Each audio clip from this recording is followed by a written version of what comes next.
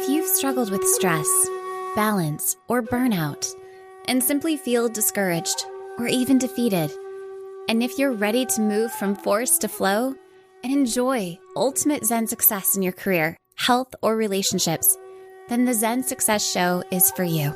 Your host, Carissa Sims, is an entrepreneur, corporate consultant, best-selling author, meditation teacher, and healer who has found her own Zen success. Here's your host, Carissa Sims.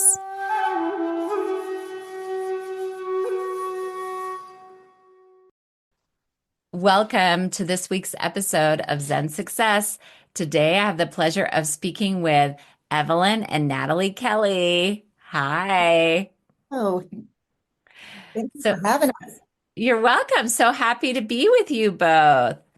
So let me share a little bit about Evelyn and Natalie Kelly, a mother-daughter duo who've explored 7 continents, 88 countries, and 50 states, share their most memorable moments in Have a Love Affair with Travel, a collection of 79 short stories and travel tips that entertain, inform, and reveal the transformative power of travel.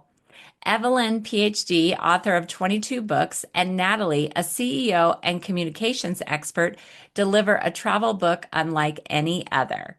So happy to be with you both. We are so Thank happy to be you. here. Thank you. I have to say I'm happy for you. And I want to start traveling with my mom. Like Yes. you're here with your mom, and I'm like, oh my gosh, why can't I do that? Well, she's just as far away as your telephone or as your Right? email or whatever. Give her a call. Give Say, her a let's call. Let's do let's it. go to Dubai. Let's go to Bali. I'm going to think about that. I'm going to think about that. Yeah, I am definitely a traveler, but my mom is a little more apprehensive. But I grew up traveling because my dad lived in Japan. But it's just making me think because I've always put her in a box, like, oh, she doesn't like to travel as much as me, but maybe she does, and I just haven't invited her. Right, Have exactly. you thought about doing something within the U.S., or There you within go. 50 miles Right. of where she lives? Where does she live anyway? Alaska. Oh, And I Wow. live oh, in There are Colorado. wonderful places around Alaska. I know there are wonderful places. She probably yes, does want to get out though of Alaska, but you're right, somewhere close to there where it's like an easy Right. flight. Okay, well, this is making me think about it. I know we haven't even started the interview yet, but I'm already like, I want to be next to my mom and talking about our adventures. But I did have that dynamic with my dad. Well, Wow. how has travel been a spiritual or healing journey for you both? Well, you want to start with that, Mother? yes, actually, it has been a very spiritual journey. I remember when we first started traveling, there was one of my friends said, when you go to the Grand Canyon, it is a spiritual experience. And you know what I have found since then, not only the Grand Canyon, but there are many places that we go overseas when we deal with another culture. Hmm. And when we think about the United States, there are so many places that really are spiritual experiences, if this is what you would like to call them. And to really understand that, to go to a place that, for example, when we went to Antarctica, I had no desire to go to Antarctica. Not That would be one me bit. too. I have no desire. But I'm a But native the penguins Floridian. are cute. They are, and I love them. But I'm native Floridian, and anything under 70 degrees, I am cold. So Oh, that's what when I said my mom lives in Alaska, you're like, okay, I that's like know Antarctica, pretty much. exactly. But when I went there, I'm telling you, the experience of just sitting there and looking at the environment and looking at all shades of blue, it is extremely beautiful and surreal. And it just makes you see how small we are in a huge land. It is just beautiful and it's quite an experience. But you can get these experiences all over the world and within the United States. Oh, wonderful. And what about healing journey? Has any of your travels led to a healing? I would say yes. Yes, we both have, and I'll let her go Okay. first. When Okay. we went to Kathmandu, we went Oh. to Nepal. We were on our way from India to Kathmandu. We actually wanted to take the flight that actually circled Mount Everest. But when we were there, we actually got to meet a healer, and we got to watch. I mean, this is real. This was not fake. This was not, I mean, this was real. These people were actually in line, and the line went all the way around, the whole area, the plaza area there. But they would come and we would watch him heal individuals as they one by one waited for a long time just to meet with him and to have that experience. I will never forget that. Oh, wow. Was he charging donation? Was it donation based? No, this Nothing. It was was all free. Oh my God. Kathmandu, and there, yeah, someone will drop off maybe if they had fruit or something for them like that, but Mm. that's all. He had a Mhm. big coat, big black coat with pockets, and he would put, any little thing that you might want to give him in Mhm. those big pockets. And I'm sure by the end of the day I'm sure that they were loaded. Yeah. Oh, that's amazing. And did you guys participate in this healing, or you felt like you were healed just watching this person heal? With me, it was just watching it because I've never seen anything like that before. Mm. Well, if we waited in line, that would have been a couple of hours. So that's how long the line was. And I guess this was something he didn't do every day. So I'm sure the townspeople waited on him. But just to just sit there on the sidewalk watching him and experience the what individuals were going through when they were being healed. To me, that was healing. In fact, our director said, "You guys are really lucky today because the healer is here." And he has a name. In our book, I have the name written, but it is a long name. So I've forgotten what the name is. But said, "You guys are lucky. You're going to get to see this in action." Yeah. So we did, and it was really interesting. Oh, that's amazing. Well, what was the intention of writing this book together? Our intention, really have three. One, you might say, is to educate, because we do have some good information in there. A second one is to inspire. And this is where we hope that we have stories in there that will inspire and educate and inform them. So all three of these things we are hoping uh, to uh, to uh, uh, to get done by writing this book. And I also want to say that we have this wonderful experience and we have this experience together. What we would love is that other people have that opportunity, whether it's, a father and a son, or a father and a daughter, or a mother and a son, to have these experiences, or the entire family, but to have these experiences that we've had. And one thing that we actually do is in our book, we have an entire section that's dedicated to a stress-free travel. Now, that could be an oxymoron, stress-free travel, right? Because it is. Because anybody who travels understands you're going to have delays, you're going to have all sorts of things. But what we do is we put it together so that you will have a stress-free travel because we want people to travel. Again, it doesn't have to be Antarctica, it doesn't have to be Europe. It can be just down the road or within 50 miles of your home. But to us, that is very spiritual. Going out, going to places that you've never been and getting out of your comfort zone. May I just add, Natalie was talking about her experience.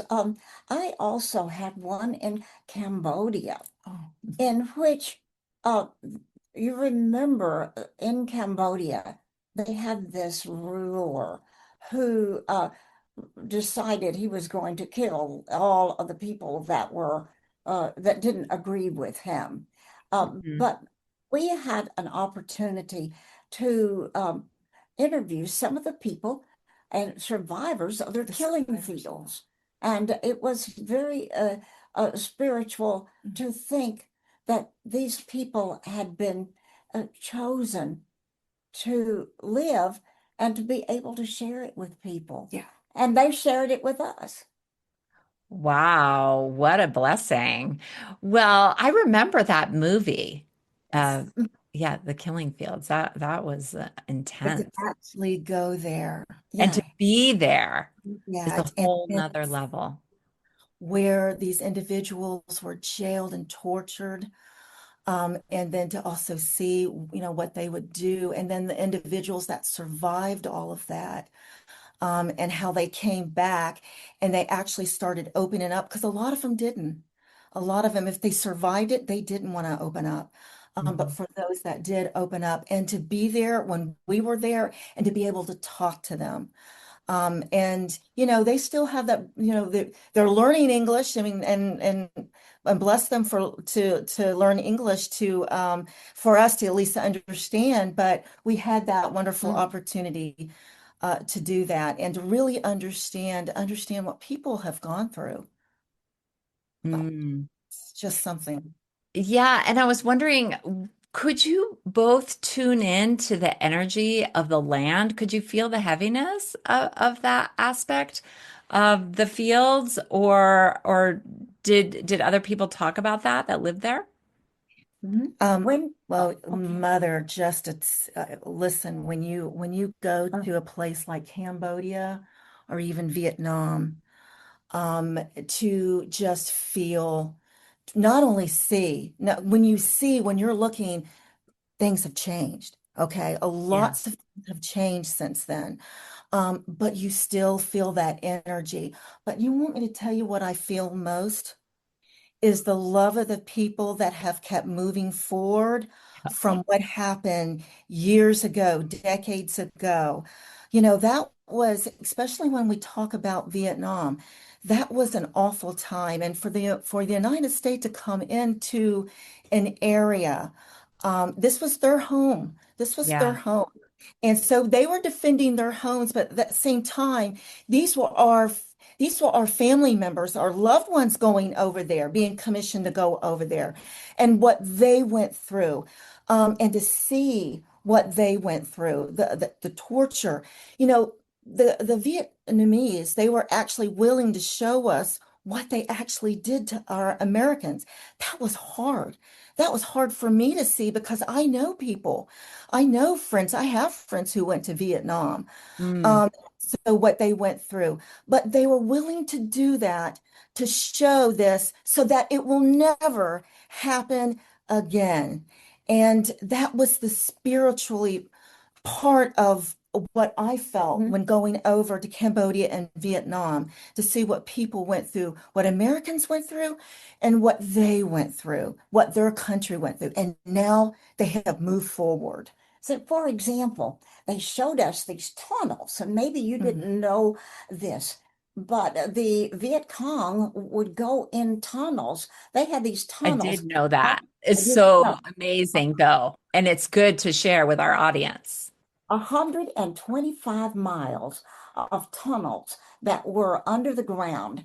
And during the day, they would go there. They would come out at night and set booby traps or attack the soldiers. Then the soldiers would go look for them, I couldn't and find where them. they'd go Mhm. back down in the tunnel. And the tunnel was so well concealed that you just can't imagine what it would be like. And here they are, and they just were so thin that they could get down in these little thin tunnels. Where a lot of the Americans Yeah, couldn't. they tried. Of Yeah, course, Americans because they couldn't were get in there. very tiny, very Yes. tiny tunnels. and I could barely fit through there. She tried. Oh, oh my gosh. Well, so at the time, the Americans knew about the tunnels and they tried to fit, but they couldn't. Right. Yeah. Oh, They that's couldn't. fascinating. Now, some Americans probably could, Yeah, right. Yeah. down Yeah. in there, Some but younger, like, yeah. They had a group called wow. tunnel rats, Yeah. and they would get the tunnel rats according to their size that they Hmm. could fit down To go and go down in into the there. tunnels. Yeah, Oh, interesting. The Americans did that. yeah. Tunnel rats. Okay. But what was the purpose of those rats? To go and to go after them. Go after them. Hmm. Oh, okay. They didn't know where they were coming from. Yeah, they would get out at night and all these things that they would do set these booby traps, and they were bad booby traps too. Yeah. And set the traps for people, For and they Americans. would disappear then. Hmm. Yeah. Wow. So That's they did crazy. find out. You got some good intel Oh, there when you went yeah. and interviewed people. That's amazing. I'm That's sure what that we was, Do. yeah. We want to find out. We want to learn. I didn't know anything. I mean, I have friends that went to Vietnam. They don't like to talk about it, or at least my friends don't. But I just wanted to learn about it. And one thing about travel and that why we really aggressively push travel is because it's much more than just a textbook. You can't learn this from a textbook. You can't understand what the Americans went through or what the Vietnamese went through when we were there. You just don't understand it until you go there and you can see and you learn from the people there. I Mm. would love for Natalie to tell her you if you have time about her experience in Israel that changed her Uh, life. I would love that. I would love that. I've never been to Israel. Yeah, go ahead. Thank you. Uh, we had such a wonderful opportunity to go with my brother was in a class, a Baptist class, seminary class. And so my mother and I joined this class. Now we weren't in the class, but they allowed us to join. And so we went over there. It was the best trip of my life, but it was also could have been the worst trip of my life. And the reason why I say that is because on the flight over, we flew into Amman, Jordan. And on the flight over there, as we were landing, our landing gear would not drop. Oh, We did not know that at the time. We just kept circling and circling. And finally, we heard this boom. And then we landed and we taxied by phone trucks, ambulances, police, all of these different emergency trucks. And we realized, and of course, we found out when we got in that our landing gear wouldn't drop. But what the reason why I say all that is because all the way through Israel, um, we had situations that happened to us that were out of our control. We didn't know about it. There's some bombs being thrown over when we were in northern Israel, and then of course we find out about it. And then there was some riots happening when we were in Bethlehem, and we didn't know about it because we were actually in the Church of Nativity, where Jesus was born. So we didn't even know about that. But every single time my group leader, who brought the seminary class to Israel, said, "Don't worry, it's okay." That's what he kept saying. "Don't worry, it's okay. It's out of your control. What's in our control, we will handle." And we did, and we were fine. But those things that are out of our control, do not worry about it. And so that's that happened profound. So all that's the the way. survival. Yes. And not only that, on the way back, our flight was delayed and we missed our flight to New York City to get over. And certainly, what would have happened to me before this trip? I would have been panicking. I've been upset. I would have been, this would have just brought me down. But because of what I went through in Israel, what I saw was he taught me such a valuable lesson that was out of my control. Don't worry. It's okay. And that has stuck with me now for 2 decades. It was about 20 years now since we've been to Israel. 2 decades now. And now things that are out of my control, whether it's work, whether it's family, whether it's just, personal life or whatever, whatever is not in my control, I just let it go and not let that consume me. But those things that I can control, then I work on that. So that to me was so enlightening to go through Israel and to get that message from my leader of and things out of your control, just let it go. And that has been my mantra ever That's since. what I say. And it is a mantra kind of for some everyday types of things. When you have a little, for example, we were put down in the wrong place in this airport that we were going in. And I was angry. And we both looked at each other and said, Don't no worry. worries. It's It's okay. okay. Yes. And we got up, we found the right place, we got onto our plane on time and everything was okay. But so that's what we learned from that experience. And I think anybody can learn that too as well.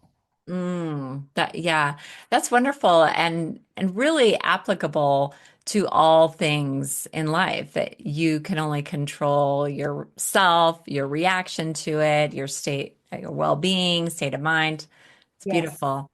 Well, I would love to hear more about your backgrounds. So, Natalie, would you like to go first as the CEO of a company?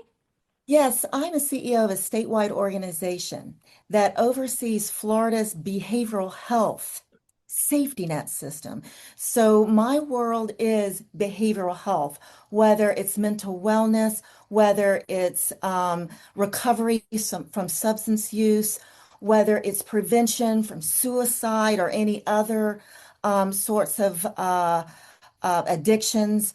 So this is my world. Now, I don't provide the services. What we do is we fund services around the state of Florida. So that is what I do. So mental wellness is such a big deal for me. Prevention is such a big deal for me and in my job. Yeah, that's wonderful. So it's a nonprofit and it's like a foundation, right? You give It's out grants. it's similar to a foundation. It's actually created by the Florida legislature. And they said Oh, make sure is that maybe those that have Medicaid, sometimes Medicaid or those that provide the services for Medicaid don't provide the needed services like for wraparound. oh, yeah. So we're Oh my God, talking that's about amazing. Florida's exactly. amazing. Yes, we're talking about prevention or Mm, also housing, transitional housing, yes. transportation, things like that that normal Medicaid won't pay for. What we call in the state of Florida, the managing entities, they will pay for that. So what we actually do is we have a network of providers, and then that those individuals would go to those providers and get the services, and then we would pay that network or that provider for those services they're providing for that individual. Oh, I see. Okay, wonderful. And what about you, Evelyn? I'd love to hear about your background as an author. Well, actually, I started as a medical writer. Uh, Okay. what was very interesting, in 1993, I had two big things that happened. Yeah. Number one, I got a call from Genetic Engineering News wanting me to cover a conference. And that was the beginning of my health and writing. And I have written 22 books since then, mostly in the area like stem cells or um, obesity, which no, Alzheimer's, Alzheimer, dementia. Okay. Parkinson, but I've done those types of books. They were assigned books, which meant that the publisher told me what topics they wanted. I would write the book, I would submit it, and that was it. Mm. Or had to do any marketing for it. Now, the second thing that happened in 1993 was Natalie and I started traveling.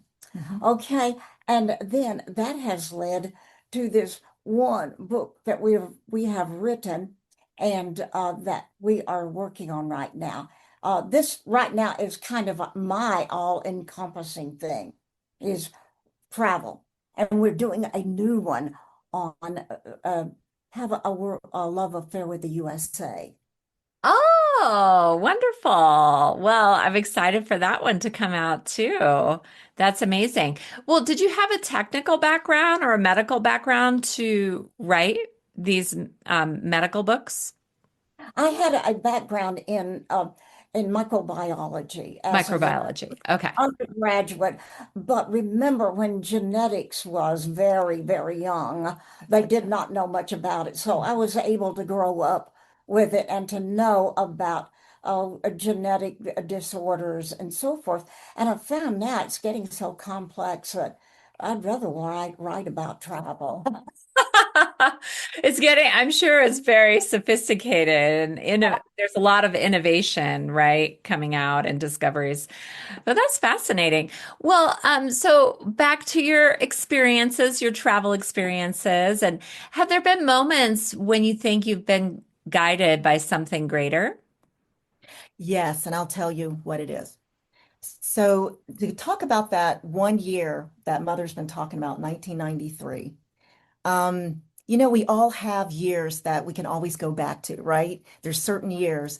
This one happened, this one really helped us travel. Now, what do I mean by that? My mom was in a wreck, and that wreck, she damaged her foot, and it's still somewhat damaged. I mean, you Yes. can walk, Mhm. but it never properly healed. Okay. But the reason why she was in a wreck because she was actually running for a local office here in Florida, a campaign. And during that campaign, of course, she had the wreck, but she continued. And then she lost by just a few votes.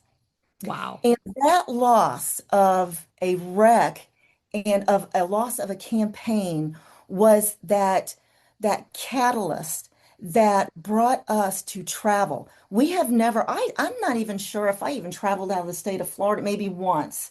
Oh, really? Yes.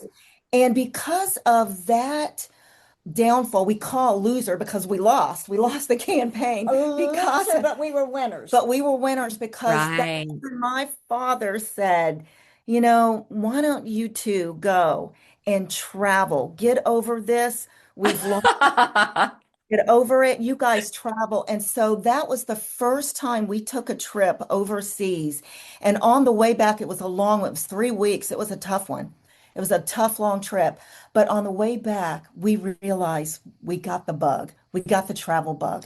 And every year since then, except for one, and that was the year of COVID, every year since then, we have been traveling together.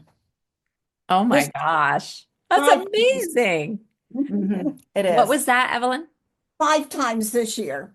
Oh, We go. wow. Yeah, that's committed.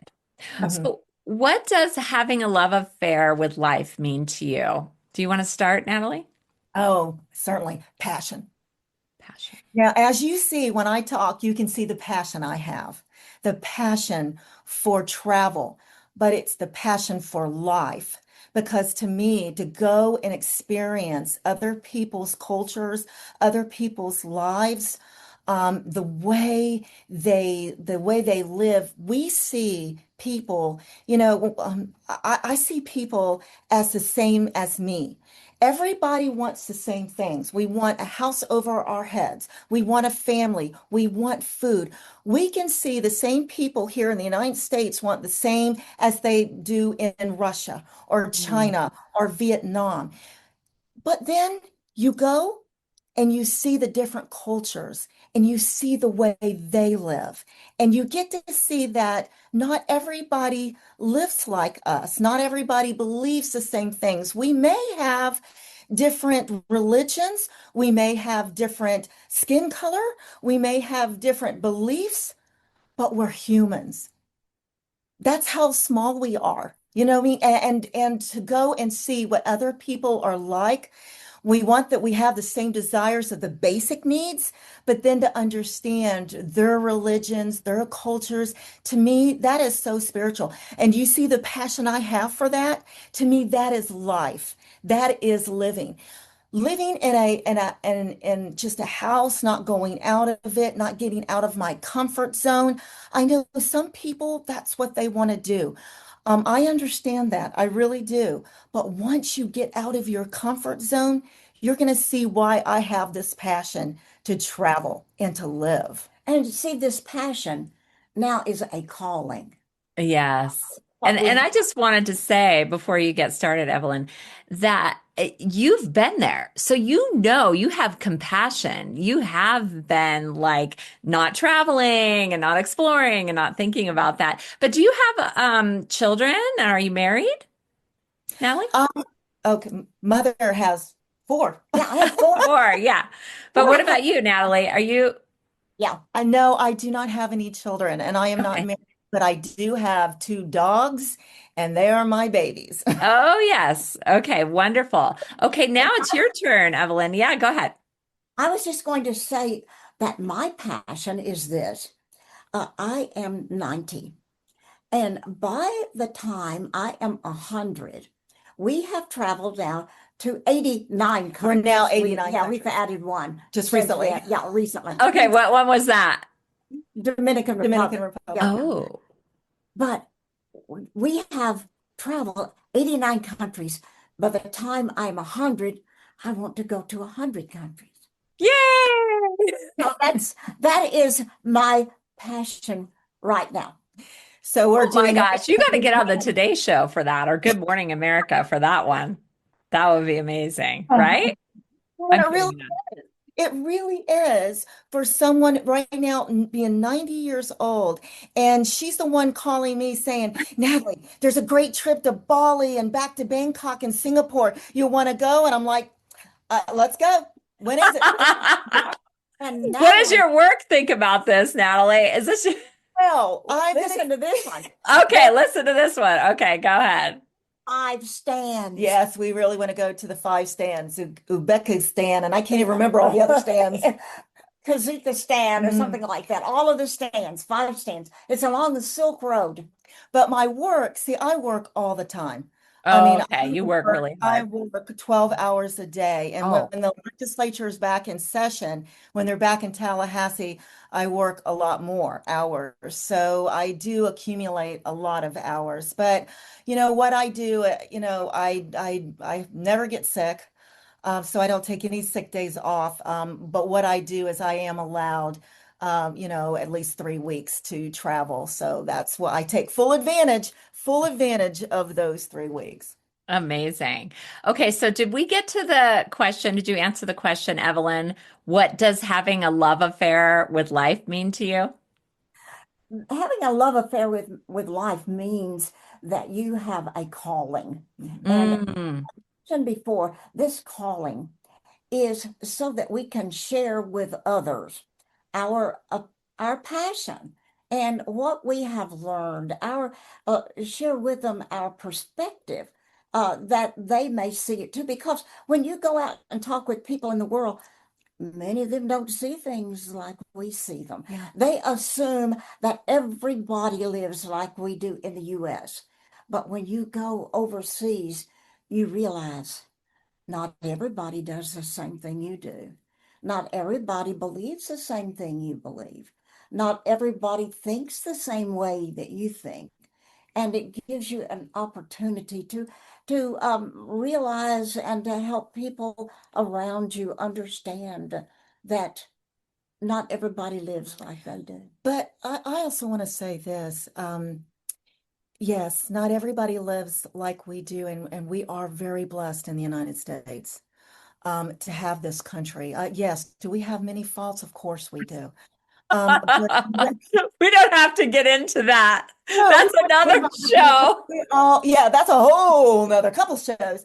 But let me tell you this. Let me say this is I'll never forget when we were in Peru and we were coming down from Machu Picchu. And I saw this young family, this father out in the field. He had a hoe and he was hoeing his garden. And he had two young kids. The son was probably about 10. The daughter was maybe about 6 years old. They had these little tiny hoes, made up hoes, and they were out there gardening.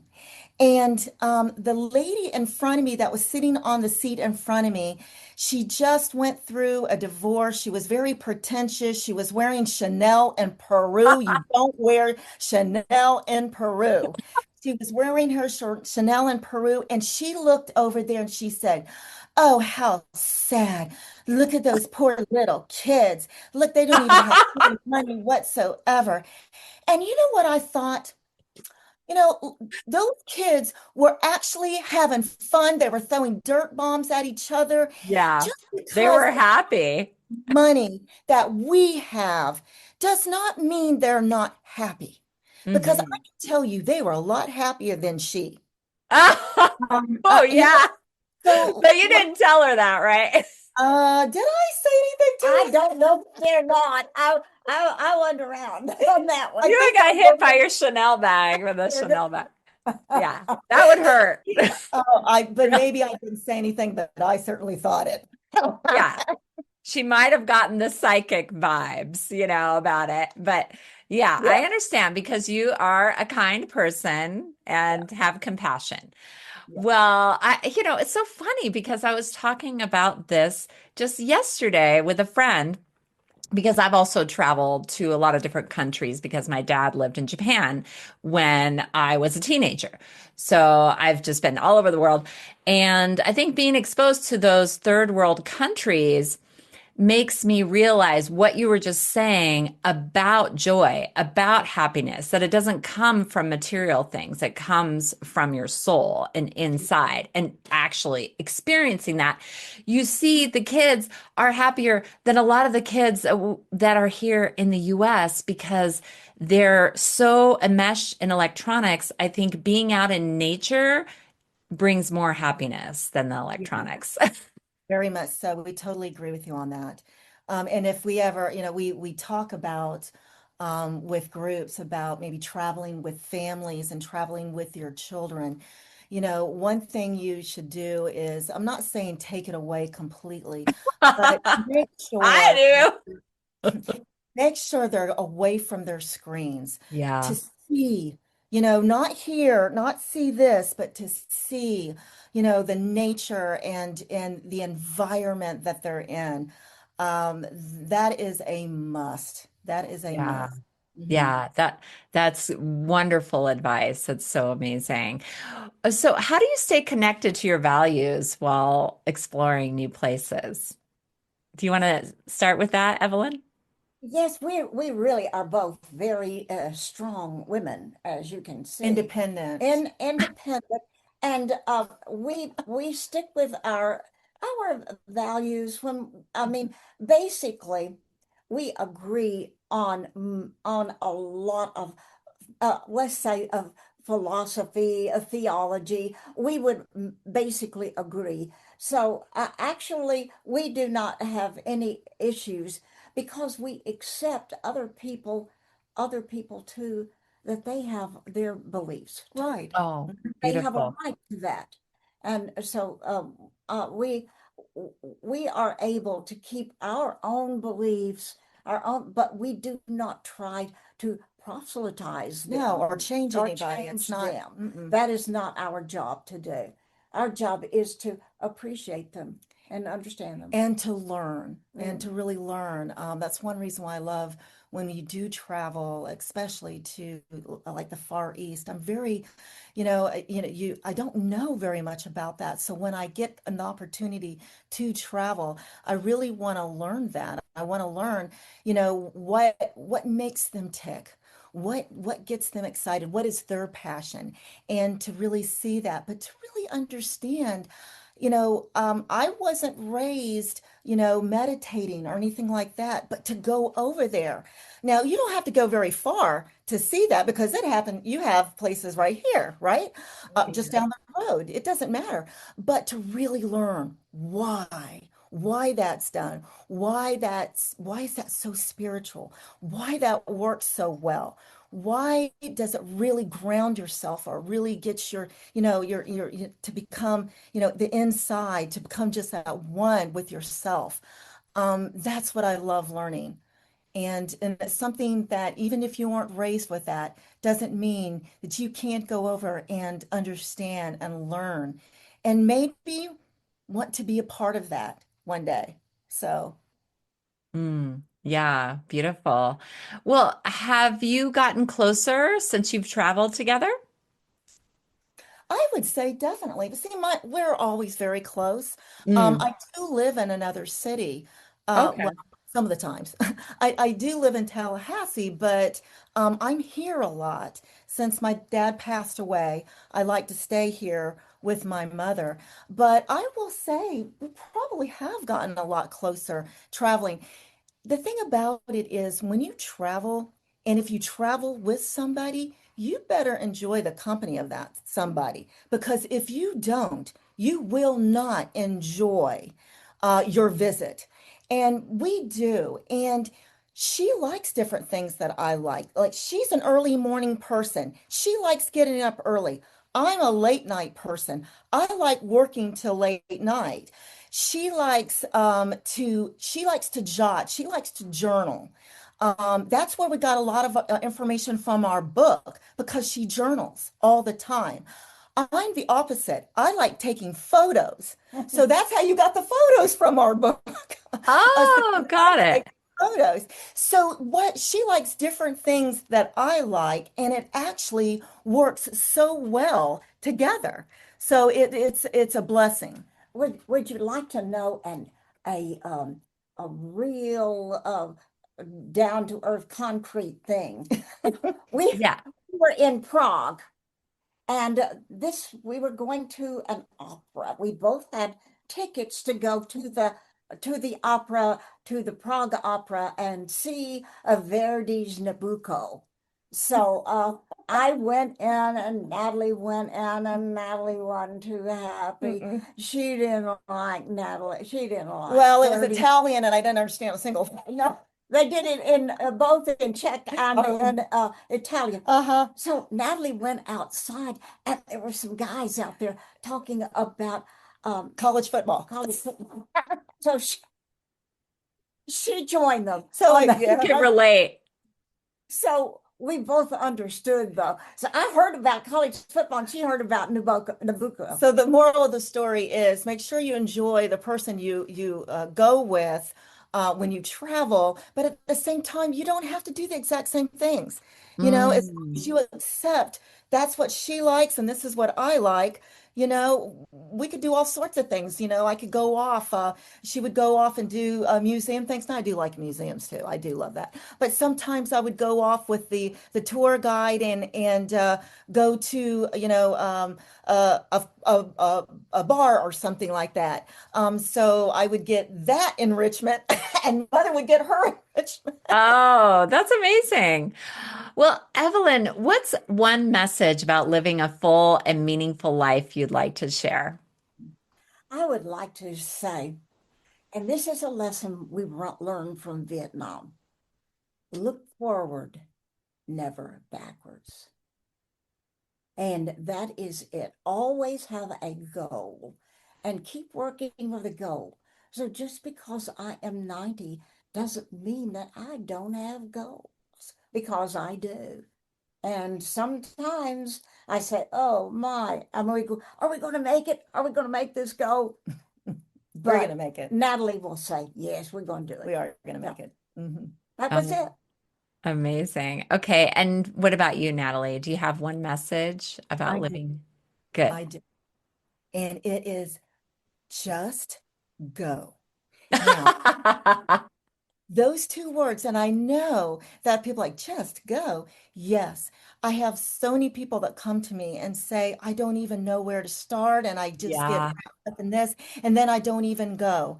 My thing is just go, whether it's just a very short, just across the street or to the park or, down to the next state or so on. Just go, get out of your comfort zone. Yeah. Oh, That, wow. That's amazing. And even just breaking it down simply like to the park. Mhm. Wow. Yeah. Yes.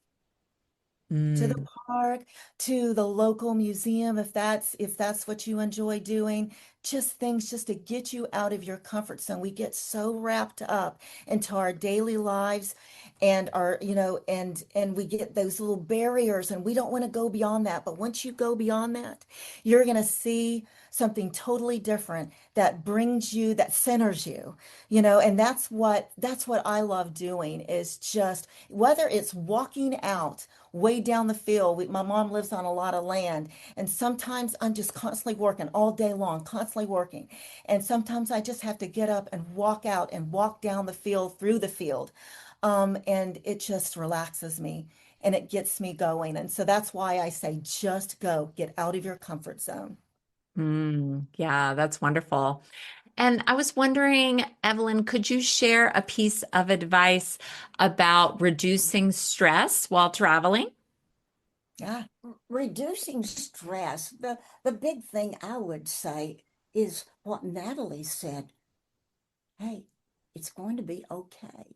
Don't get bombed out on the late flight or many of these things that you get Mm, buzzed out about.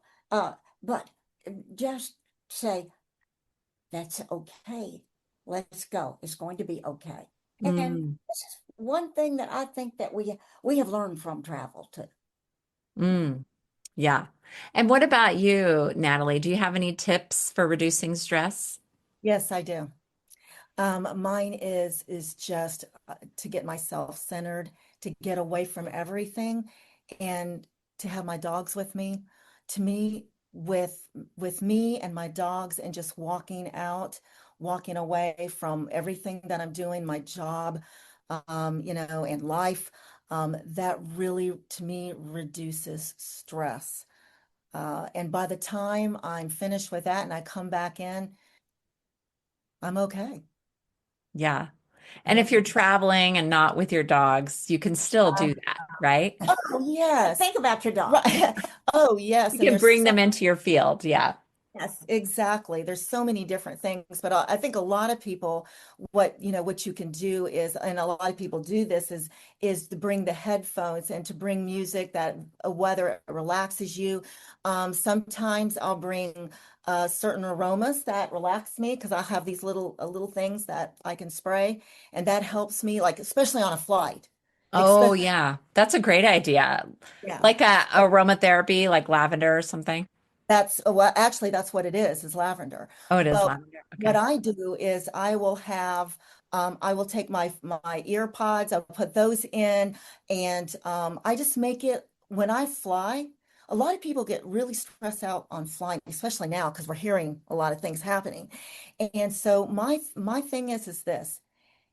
It's really mental. And what you do is you're thinking like you're in your living room or in your TV room and you're watching television. So you put your ear pods on or your earphones on and you either listen to relaxing music or you're watching your favorite movie. You're just relaxing. I take my snacks with me, I take my water with me, and I'm enjoying it like I'm sitting in my TV room watching my favorite movie.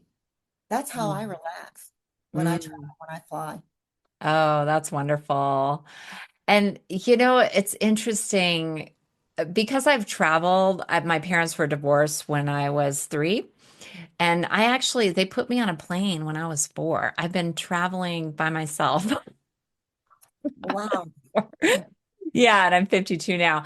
So, to me, travel has always been excitement. Like I have this Pavlov response where I'm like, oh my God, I'm free. And so it's kind of interesting because travel, like literally, I have not felt stressed out. I'm always just like, oh my God, I'm just so happy to be here in the airport and da da da. Da. And it's just, anyway, that's just the way I grew up. Yeah. Well, the stressful part comes when the flight is delayed or canceled. Yeah. That's the stressful part Yeah. when you're Yeah. going. Not to But me. I like a flight canceled. They get us a hotel room and everything. I'm like, woohoo. That's That's the what way I'm it doing. should be. You're It's a way exactly I take it, though. You're right. right, but a lot of people don't. You Yeah. see people screaming and yelling at the ticket counter, and Oh, they're like, yeah, I know. Totally. No, I it, know you I know? am unusual, but I think that's why, because of the way Mhm, I grew up. exactly. Well, Mhm. we think that you're doing a wonderful job with your podcast Oh, Mhm. thank you so much for and saying that. the people that you are serving. I know they enjoy hearing you. Is it weekly that you do? Or you Yeah, have yeah. to, I well, try to, well, mostly weekly. Yeah. Thank you well, for saying that. I appreciate that. Well, it's been such a pleasure connecting with you both. I just love your calming, connected energy and just your zest and passion for life. It just shows through. And your book, I mean, you have another book coming out, but Have a Love Affair with Travel, Your Ticket to an Extraordinary Life. And I'll put your website and how to buy your book in the show notes. So thank you for joining me on the Zen Success Show. Yes, would you like to say something? if you're missing anything, just let us know about that. We'll send it to you. Yeah. Okay. Send All more than you right. wanted to know. Okay. Well, thank you so much. Thank Thank you. you, It and has been so have a much fun. terrific day. So much fun. Mhm. Thank you. Bye-bye.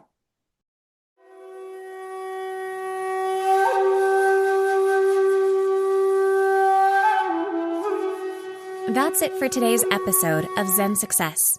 Head on over to iTunes, Google Play, Spotify, or wherever you listen to shows. Subscribe to the show and share with friends. Be sure to head on over to ZenSuccessShow.com to help you on your Zen success journey. And join us on the next episode. May you find your own Zen success in life.